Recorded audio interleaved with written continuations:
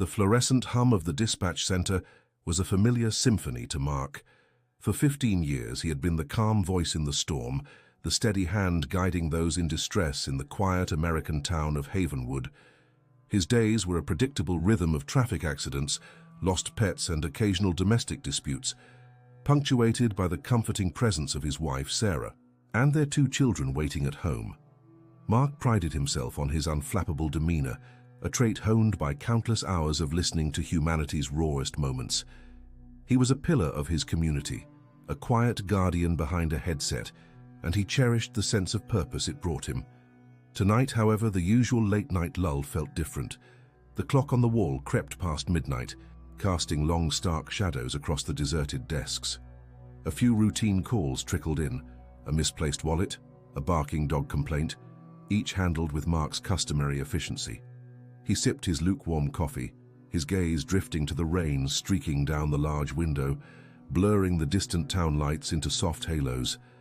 A quiet night, he thought, almost too quiet. Then, the piercing ring of an incoming line shattered the silence. Mark's fingers moved instinctively, a practiced motion. 911, what is your emergency? He stated, his voice a soothing baritone. A frantic, muffled sound responded, a woman's voice, barely audible, choked with what sounded like terror. Static crackled aggressively, making her words a jumbled mess of fear and desperation. Mark leaned closer to the receiver, straining to decipher her plea. "Ma'am, I can barely hear you. Can you speak up? What's happening?" Through the haze of interference, he caught fragments. "Help.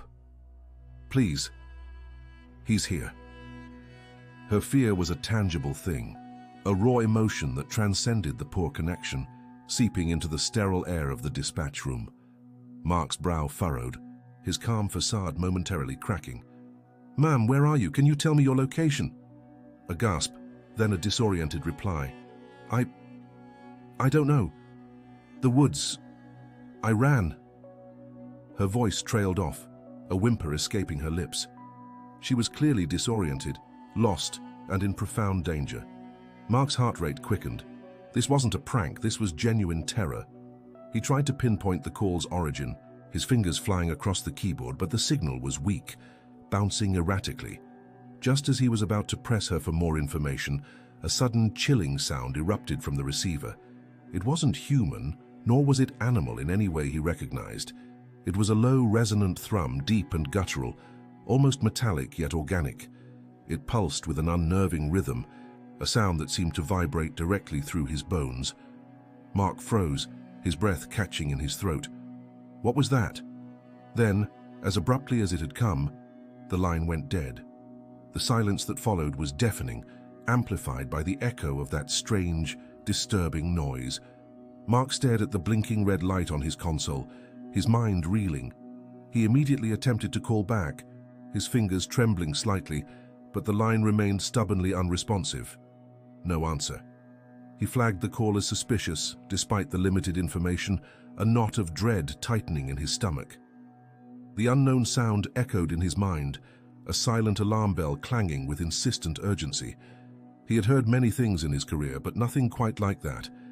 A growing unease settled over him, a cold creeping sensation that something was terribly, profoundly wrong. The seasoned dispatcher, known for his composure, felt a shiver trace down his spine. Havenwood, usually so tranquil, suddenly seemed less safe, its quietude now a veneer over something sinister. This was the first hint, a whisper of a larger, darker narrative beginning to unfold. Mark's commitment to finding out what happened to that scared woman escalated from professional duty to a deeply personal imperative. The weight of the unknown caller, her fear, and that chilling sound fell heavily upon him, igniting a slow-burning tension that promised to consume him entirely. The unsettling thrum resonated not just in Mark's ears, but deep within his memory, stirring dormant anxieties. It was a sound he hadn't consciously recalled for years, yet its peculiar vibration instantly triggered a flashback, a cold wave of recognition washing over him. He was transported back to a different late-night shift, nearly a decade ago, to another frantic, muffled call that had ended just as abruptly, leaving behind a similar, inexplicable sound in its wake. That previous case had involved a young woman, a college student named Emily Thorne, who had vanished without a trace after what authorities had ultimately dismissed as a runaway scenario. Mark, however, had always felt a gnawing unease, a conviction that something far more sinister had occurred. The sound from Emily's call, though slightly different in timbre, possessed the same unnerving, almost mechanical quality, combined with an organic resonance, a sound that defied easy categorization. A bitter taste filled Mark's mouth as the guilt and frustration from that unresolved incident resurfaced. He had pushed then, just as he was pushing now, but without the technological advancements available today. His efforts had been largely futile. Emily Thorne had become a statistic, another cold case filed away, but for Mark she remained a phantom, a constant reminder of a failure that haunted his professional life. He clenched his jaw, a fierce determination hardening his resolve. History would not repeat itself, not on his watch. With renewed vigor, Mark began digging into the new call, his fingers flying across the keyboard with a frantic precision. He initiated every advanced tracing protocol available, pushing the limits of the system to extract any shred of information from the fleeting signal.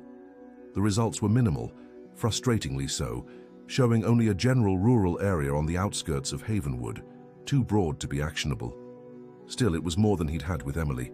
Seeking an ally, or at least a sounding board, Mark consulted with Detective Miller, a veteran investigator whose gruff exterior often masked a sharp mind.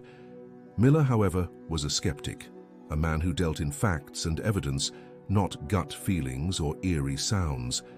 Mark relayed the details of the call, emphasizing the sheer terror in the woman's voice and, most importantly, the chilling background noise. Miller listened impassively, stroking his chin. "Sounds like a prank call, Mark," Miller finally grunted, his voice devoid of any real concern. "Or some drunk confusing a coyote howl with a monster. You get those, kid. Happens every week." Mark's jaw tightened. "Detective, I know what a coyote sounds like.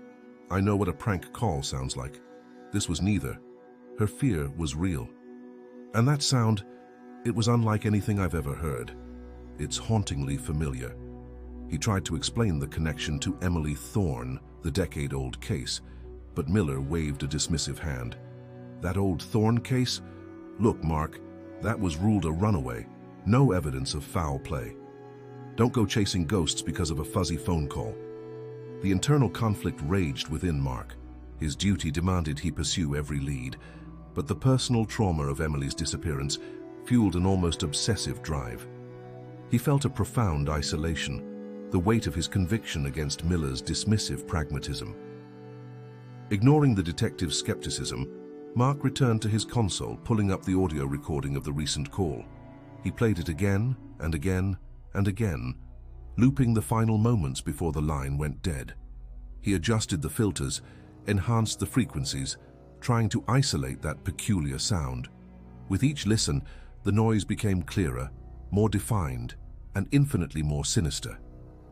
It was a rhythmic pulse, a low thrumming interspersed with a sharp, almost metallic clack, like heavy machinery operating in a vast, echoing space. A growing, terrifying suspicion began to form in his mind. These two incidents, separated by a decade, were connected by more than just a fleeting, unidentifiable sound. Later that night, the preoccupation was evident to Sarah, his wife. Her brow furrowed with concern as she watched him pace their living room, replaying the audio on his phone, a haunted look in his eyes. "Mark, what is it? You've been like this since you got home." He confided in her, sharing his fears, the haunting echo of the sound and the chilling connection to Emily Thorne. Sarah listened patiently, her hand gently resting on his arm. "I know that look," she said softly. "The one you get when you can't let something go. Just be careful, my love." Her concern for his well-being was palpable, but her support was unwavering. As Mark continued to meticulously dissect the audio, the first small clues began to emerge from the background noise. Beneath the dominant thrum, a faint, almost imperceptible melody could be discerned, a lilting tune that seemed oddly out of place, and then, clearer still, a distinct animal cry, a sharp, piercing shriek that was unlike any common local wildlife. Finally, a subtle underlying rumble, consistent with a specific type of heavy vehicle, perhaps an older model truck. The puzzle pieces, though still fragmented, were slowly beginning to form a disturbing pattern, hinting at a hidden truth lurking within the quiet, unsuspecting landscape of Havenwood. Mark's obsession with the background sounds from the frantic 911 call intensified with each passing hour. He knew he couldn't tackle this alone, not with the limited resources of the dispatch center and Miller's stubborn skepticism. His mind immediately went to Leo, an old friend from his college days, a quirky but brilliant sound engineer who had a knack for unearthing hidden details from the most corrupted audio files. A quick call, a brief explanation, leaving out the more unsettling details, and Leo, intrigued by the challenge, agreed to help. Days blurred into nights as Mark and Leo worked tirelessly. Leo, hunched over his sophisticated equipment in a cluttered home studio, meticulously analyzed the fragmented audio. Mark, meanwhile, pored over maps, local folklore, and obscure historical records, trying to find any connection to the faint melody and the strange animal cry. "Got something, Mark?" Leo's voice crackled through the phone one evening, a surge of excitement evident. "That animal cry, it's a northern goshawk. Not common around here, but there's a small, protected breeding ground in the eastern foothills, deep in the old growth forest. Very specific habitat." Mark's heart quickened. He knew that region well. It was rugged, isolated, and rarely visited. Then came the melody. "This one's trickier," Leo admitted, "but I've cross-referenced it with some obscure folk music archives. It's a variant of the Blackwood Lament, an old local tune, almost forgotten, sung by a few families in the same eastern foothills. It's about a family cursed by the land." The pieces clicked into place with a terrifying precision. The rare bird, the obscure folk song, both pointed to the same remote, isolated corner of the county. Mark pulled out topographical maps circling the area. It was largely wilderness, dotted with a few dilapidated homesteads, accessible only by treacherous dirt roads. He remembered hushed whispers from his youth about a reclusive family, the Blackwoods, who lived deep within those woods, rumored to be fiercely territorial, and some said dangerous. They rarely ventured into town, and outsiders rarely ventured near their land. Detective Miller, however, remained a stubborn obstacle. Mark presented his findings, the scientific analysis of the goshawk, the historical context of the folk song, and the geographical convergence. Miller listened with a patient, almost condescending air. "Mark, you're chasing shadows, a bird and an old song. That's not probable cause for a search warrant, let alone sending a team into the wilderness. You're letting that old thorn case get to you." A tense argument ensued, their contrasting approaches clashing. Miller, the by-the-book pragmatist, saw only circumstantial evidence. Mark, driven by a visceral gut feeling and the chilling echoes of the past, saw a clear, undeniable pattern. The detective's dismissive attitude ignited a fire within Mark. He realized he couldn't wait for official channels. He couldn't let another woman disappear into the same unsettling silence. The strain on his family life was becoming unbearable. Sarah watched him grow increasingly withdrawn, his eyes hollow from lack of sleep. "Mark, you're barely here," she confronted him one morning, her voice laced with worry. "You're obsessed. What if you're wrong? What if you're risking everything for a ghost?" He looked at her, his gaze intense.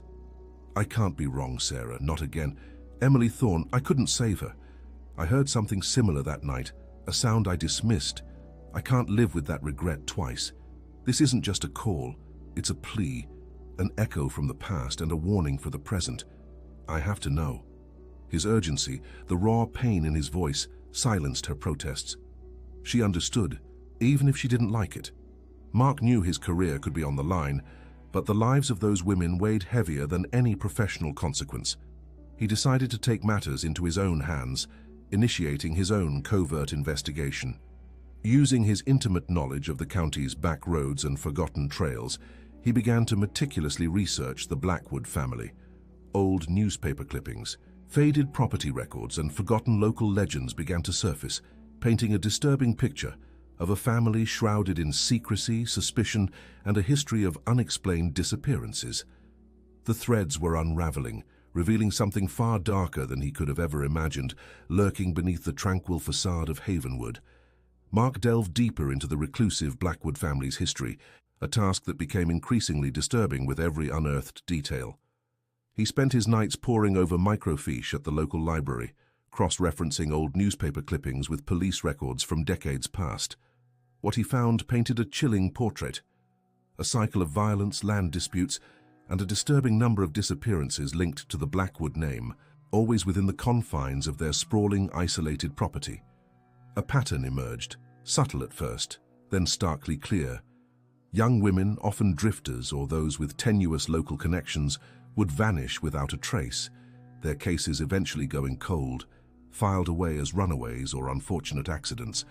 The authorities in those earlier times had often dismissed the Blackwoods as harmless eccentrics, their reclusiveness mistaken for simple desire for privacy. The most horrifying realization, however, was the undeniable connection to Emily Thorne, the missing woman from Mark's past. Her disappearance, once an isolated tragedy, now fit perfectly into this grim mosaic. The very sound that had haunted him for years, the faint, desperate cry, resonated with the accounts he now read, echoing the fears of other victims. Mark felt a cold dread settle in his stomach. He had been right all along. This wasn't just a new case, but an extension of his own unresolved trauma, a second chance to right a decade-old wrong. He tried once more to impress upon Detective Miller the gravity of his findings. He laid out the meticulously compiled evidence, the historical patterns, the geographic correlations. Miller, though still skeptical of Mark's gut feelings, couldn't entirely dismiss the sheer volume of circumstantial data Mark had amassed. The detective agreed to look into it, but bureaucracy and the sheer isolation of the Blackwood property meant a full-scale investigation would take time. Time Mark knew they didn't have. Impatience gnawed at him. The image of the terrified woman on the phone, the echoes of Emily Thorne, burned in his mind. He couldn't wait. He decided to scout the perimeter of the Blackwood land himself. Armed with his extensive knowledge of the local terrain, honed from years of hunting and tracking in his youth, Mark spent his next few days off covertly exploring the dense woodlands surrounding the Blackwood compound. The property was vast, a tangled labyrinth of ancient trees, rocky outcrops, and hidden ravines. Access was difficult, the few existing trails overgrown and deliberately obscured. As he moved stealthily through the undergrowth, Mark began to find subtle signs of recent activity, not the typical disturbances of hermits living off the land, but something more deliberate, more sinister. A faint, almost imperceptible track leading off the main, barely visible path. A discarded, modern plastic item, incongruous with the rustic setting. The faint, metallic tang of something unnatural in the air. The tension mounted with every step, a prickling sensation on his skin that spoke of unseen eyes. He felt a distinct presence, a sense of being watched from the shadows. His instincts screamed danger, and they were proven right when he narrowly avoided a tripwire connected to a crude but effective booby trap. A rusty bear trap lay concealed beneath a layer of leaves just inches from where his foot would have landed. The Blackwoods weren't just reclusive, they were actively guarding something, and they were prepared to use violence to protect it. This confirmed his worst suspicions. He identified a potential, less fortified entry point into their compound, a hidden ravine leading to a less dense section of their property line. The weight of his past failure, the image of Emily Thorne's desperate face, propelled him forward, a desperate hope fueling his resolve. Then, near the property line, half buried beneath a pile of decaying leaves, he made a chilling discovery. It was a tarnished silver locket, engraved with the initials E.T.U. Emily Thorne. The two narratives, the past and the present, collided with terrifying force, confirming Mark's absolute worst fears. Emily had been here, and quite possibly still was. Mark clutched the tarnished locket, its cold metal a stark contrast to the burning conviction in his heart. The discovery of Emily Thorne's personal item solidified everything. There was no longer any room for doubt, no space for Miller's skepticism.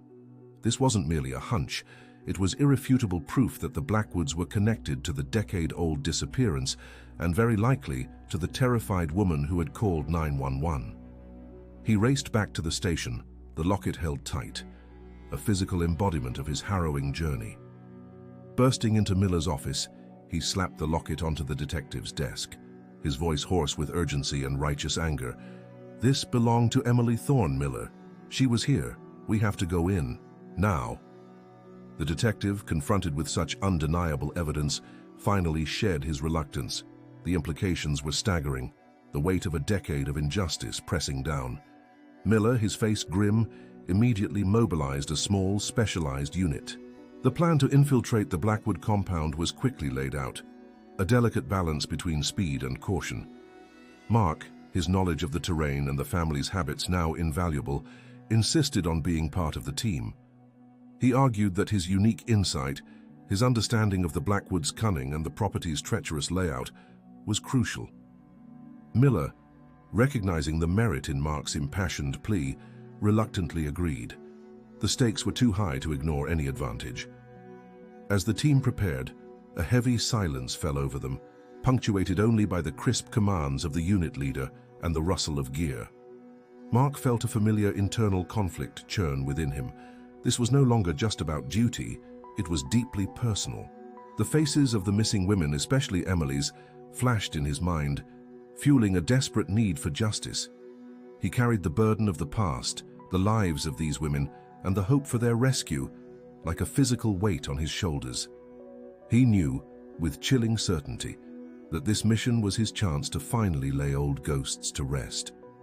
Under the cloak of a moonless night, the team moved in, a silent procession of shadows against the dense forest. Stealth was paramount. The compound, however, proved to be far more fortified and complex than anticipated. Crude but effective surveillance systems, tripwires, and strategically placed obstacles lined their path. It was clear the Blackwoods had honed their defensive measures over years of paranoia and isolation. A tense cat-and-mouse game began. Every rustle of leaves, every snapped twig, sent a jolt of adrenaline through the team. Mark's dispatcher skills, honed by years of coordinating movements and anticipating threats over the phone, proved invaluable. He instinctively guided the unit through treacherous sections, his memory of the land's contours and the Blackwoods' likely vantage points providing critical intelligence. Then they began to find it. Not just signs, but irrefutable evidence of multiple victims. A child's shoe, half buried near a poorly concealed fire pit. A woman's scarf caught on a thorny bush, its vibrant color faded with time. The atmosphere grew thick with dread, punctuated by an acrid, almost metallic smell of decay that hung heavy in the damp night air. The horrifying realization of the Blackwoods' depravity settled over them like a shroud. As they pushed deeper, a faint, unsettling sound began to emerge from the darkness. It was the same chilling, rhythmic creak Mark had heard on the 911 call, now amplified clearer. It emanated from a hidden bunker, sealed and reinforced with heavy timber and corrugated metal, blending ominously into the natural landscape. This was it. Before they could approach further, figures emerged from the shadows of the main cabin. 3 Blackwood family members, armed with antiquated but lethal rifles, their faces contorted into menacing snarls. A standoff ensued, the air crackling with tension, the stakes immeasurable. In the dim moonlight, Mark's eyes darted to one of the figures, a hulking man cradling a familiar worn leather satchel. It was Emily Thorne's. The last flicker of doubt vanished, replaced by a cold, unwavering resolve. The true horror of the situation was undeniably clear. Emily was here and he would not fail her again. The standoff, already heavy with unspoken threats, shattered into a violent explosion of gunfire. The Blackwoods, fueled by a deranged sense of territoriality and a desperate need to protect their monstrous secrets, unleashed a barrage of shots. The air filled with the deafening cracks of rifles and the whistle of bullets tearing through the night. The specialized unit trained for such contingencies returned fire, but the Blackwoods' intimate knowledge of their property gave them a terrifying advantage. Mark, caught in the crossfire, felt a primal surge of adrenaline.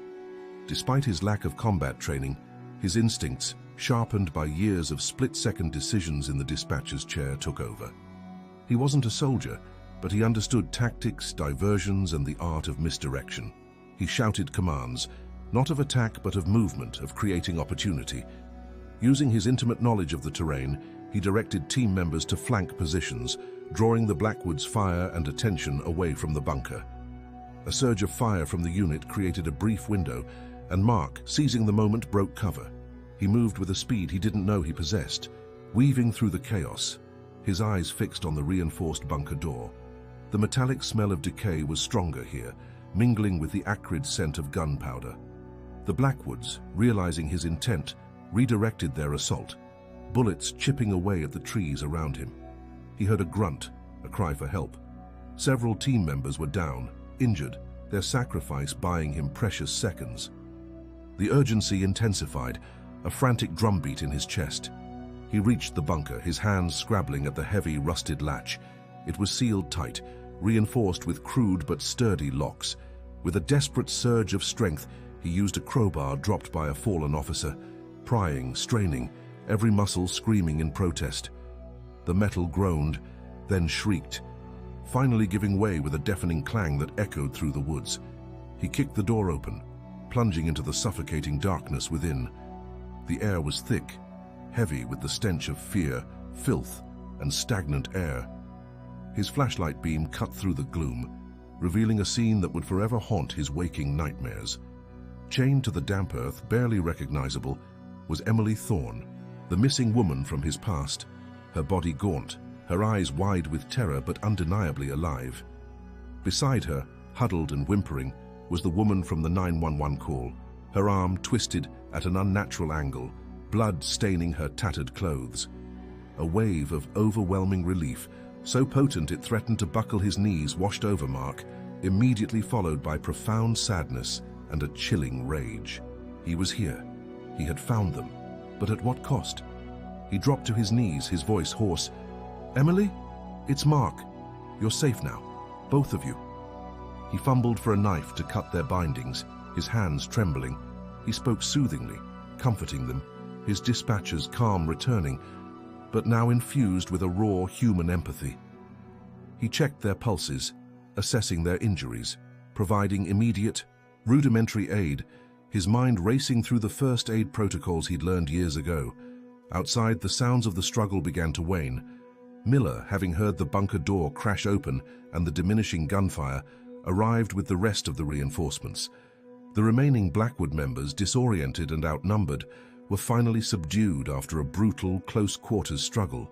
They were dragged out, their faces devoid of remorse, only a chilling, vacant defiance. The area was secured, the compound swarming with officers and medics. The rescued women, fragile and traumatized, were carefully extracted, wrapped in blankets, and rushed to waiting ambulances. Mark watched them go, a powerful wave of exhaustion washing over him.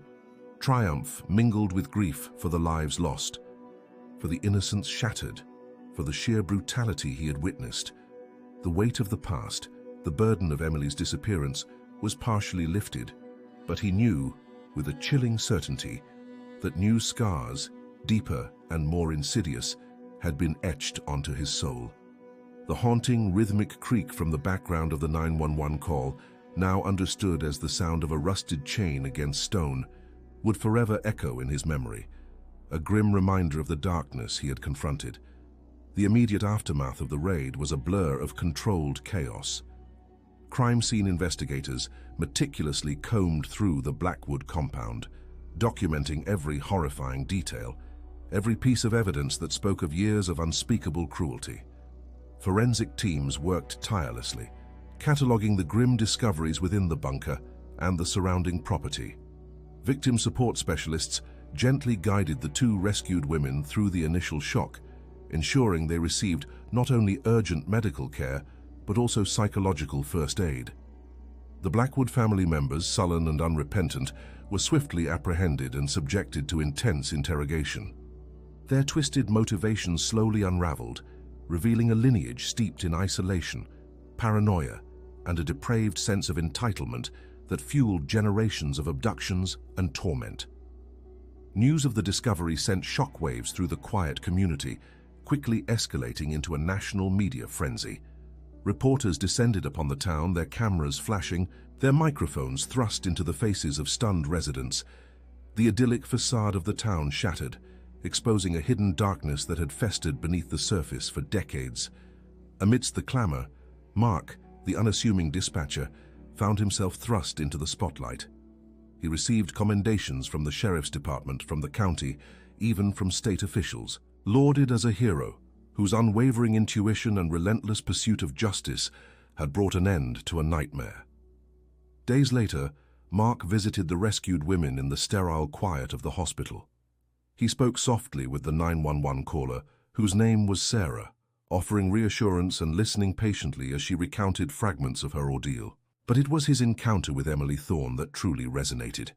Her eyes, though still haunted, held a flicker of recognition, a profound, silent gratitude that needed no words. He saw in her not just a victim, but a survivor, and in her fragile strength, a form of redemption for his past failure. The weight that had burdened him for so long, the pervasive guilt over her disappearance, began to lift, replaced by a fragile sense of peace. Yet the victory was not without its cost.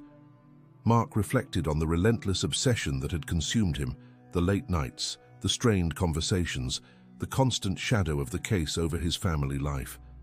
Sarah, his rock, had weathered the storm with unwavering support and understanding, her quiet strength a constant anchor. He knew he had pushed their relationship to its limits.